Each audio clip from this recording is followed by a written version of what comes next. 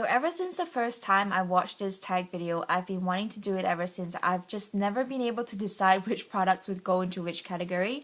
So without further ado, the very first question is for greed. And they asked for the most inexpensive beauty product that I own and the most expensive beauty product that I own. So I'm going to start with this moisturizer from L'Oreal, which is only $3.95, and you can guess which of the two questions this answers. So it's a triple active day moisturizer, and it's just a basic multi-protection moisturizer. It does say it has UV filter in it, but I wouldn't pass the UV filter off as SPF. I do use a normal regular sunblock on top of this, and I got the one for normal and combination skin. Normal to combination skin. They do have an option for normal to dry skin as well, which of course doesn't suit my particular skin type. And I must say that it's working quite well. I wouldn't say it's amazing, and I wouldn't say it's like subpar compared to other higher end moisturizers. Definitely have used better moisturizers, better smelling moisturizers, etc., but for $3.95 or $4.95, I can't remember exactly the price now, but it's definitely under $5. I can't really complain for this particular moisturizer. The most expensive beauty item that I own has got to be this Chanel bronzer. Oops, sorry. And it's the limited edition Soleil Thème de Chanel bronzer from, I think, summer 2011, and that's just what it looks like. And this is the one in 537 Bronze Coral, and they had a pinky one as well, which was the Bronze Rose, but I much prefer the coral color one. And it just comes with the brush, and whoops, there is the bronzer itself with like 4 strips of color. So we've got the coral color, a dark brown, a light shimmery, a lighter brown, and a tan looking color. I've only used this a handful of times, so I wouldn't really be able to comment and say that this is definitely my holy grail bronzer. But the main reason why I bought this, of course, was because it looks so amazing, and I'm just a sucker for limited edition things, really. So the second sin is wrath, and it would be, what beauty products do you have a love-hate relationship with? Definitely would have to be my Laura Mercier mineral powder. I do know that mineral foundation is much more healthy for your skin, just better in general for your skin, but for me, I prefer a longer wearing foundation. This only lasts about 6 hours tops for me, and I prefer better coverage foundation. To me, this is like light to medium coverage, and I much prefer like a medium-ish coverage most of the time, so I don't really reach for this much. The pros are it's easy to use because you just buff it into your skin. You don't really need to powder it off so much, and it's healthier basically. But for me, the cons would be it emphasizes the dry patches on my skin, and I don't even have dry skin. I have combination oily skin, which is really odd. And then whenever I start to sweat, I get really itchy. So there's definitely something in this product that sort of doesn't break me out, but definitely irritates my skin. And I think I mentioned it when I reviewed this foundation previously before, so I won't go into too much detail. But yeah, that's basically my love-hate relationship with it.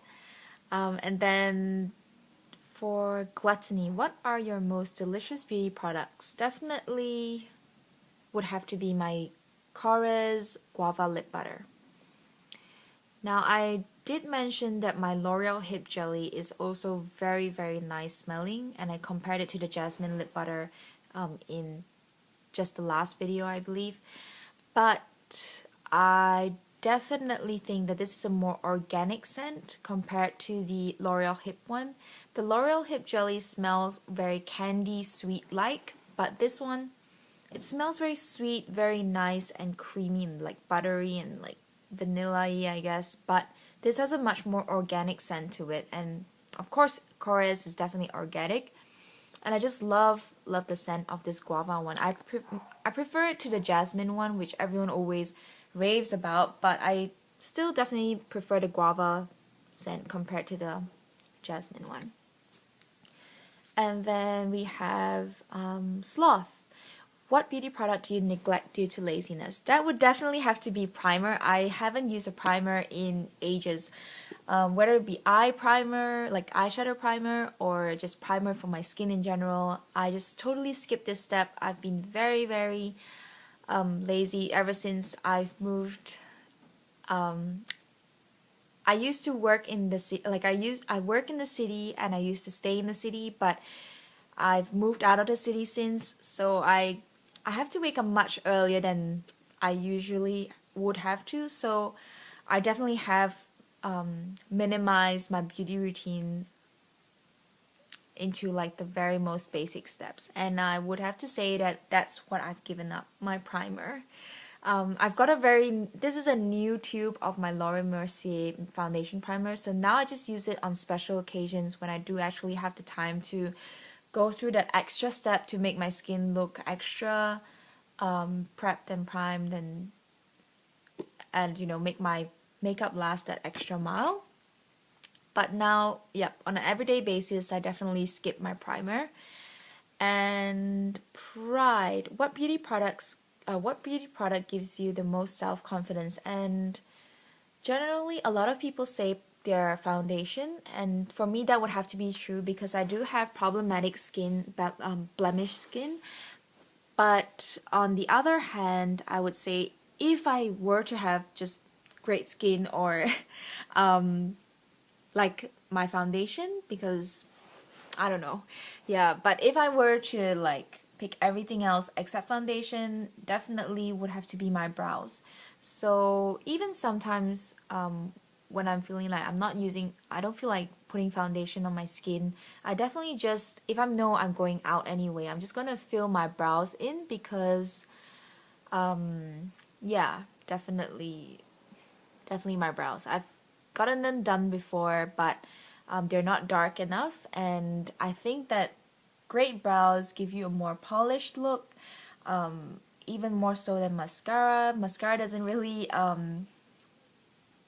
work for me because I do wear glasses and you're not as visible, but the brows really frame my face a lot, and I'm gonna tell you about my favorite brow product today, which I think I've mentioned this before. This is the Giorgio Armani Brow Defining Pencil, and I have the one number 3. So that's the one. I absolutely love this brow pencil. I've been using it ever since the very first time I started filling in my brows. I've tried like cheaper ones, I've tried like better like pharmacy brands and things like that, but none of them have the really nice natural looking brow color as compared with this one. I've even tried the Chanel brow pencil in brown, but that does come a tinge reddish on my skin tone if I look fairly closely. I'm actually wearing the Chanel one today because I'm just trying to finish it up. I'm up to like this much at the moment. So definitely this is my new Giorgio Armani brow pencil, which I have ready on hand. And I definitely like this because it's really ashy and brown and just matches my brows really well. And looks really natural as well. And then we have Lust. What attributes do you find most attractive in the opposite sex? That would have to be, I would say, their eyes. And this is gonna be sort of, I don't know, I find this a bit, like, not sexist or racist or anything like that, but it's more like something is, I don't know what the word for it is, but I definitely prefer taller guys. So height's a really big thing. I get really attracted to really tall guys, and yeah, height definitely. If you're really tall and you just look mediocre, yeah, that's attractive.